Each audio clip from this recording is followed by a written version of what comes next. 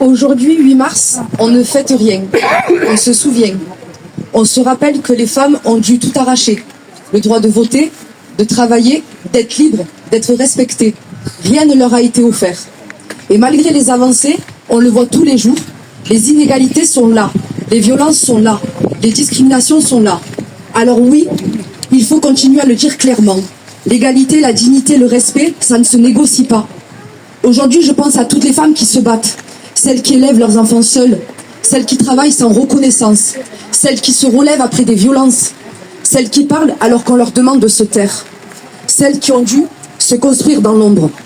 Je pense à nos mères qui ont avancé dans ce monde qui ne leur laissait pas de place, à nos sœurs qui ont dû prouver 2 fois plus pour obtenir 2 fois moins, à nos filles qui méritent un avenir où elles n'auront plus à se battre pour être simplement respectées. Je veux dire à toutes les femmes ici, vous n'avez pas à être parfaite pour être admirable. Vous n'avez pas à être forte pour être respectée. Et vous n'avez pas à vous justifier pour exister. Votre place, vous l'avez. Votre voix, votre valeur vaut quelque chose. Je veux aussi saluer les hommes qui comprennent que l'égalité n'est pas une menace, mais une richesse. Que le respect n'est pas une concession, mais un devoir. Que ce combat n'est pas celui des femmes, mais celui de toute la société. Le 8 mars, c'est un engagement, celui de construire une ville où chaque femme peut marcher sans peur, rêver sans limite, vivre sans être jugée. Parce que l'égalité, ce n'est pas un slogan, c'est une responsabilité de chaque jour. Je vais terminer avec une conviction profonde.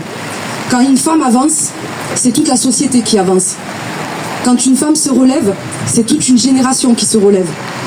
Aujourd'hui, j'ai une pensée particulière pour ces mères qui, de la Palestine à l'Iran, du Liban, de l'Ukraine, du Soudan, à tant d'autres régions du monde, vivent l'injustice la plus insupportable, celle d'enterrer leurs enfants au lieu de les serrer dans leurs bras. Ces femmes nous rappellent que tant de mères pleurent leurs enfants.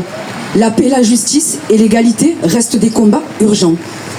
Elles avancent dans l'indicible avec une dignité qui bouleverse le monde. Aujourd'hui, portons-les dans nos pensées, dans nos prières et dans notre humanité. Bravo.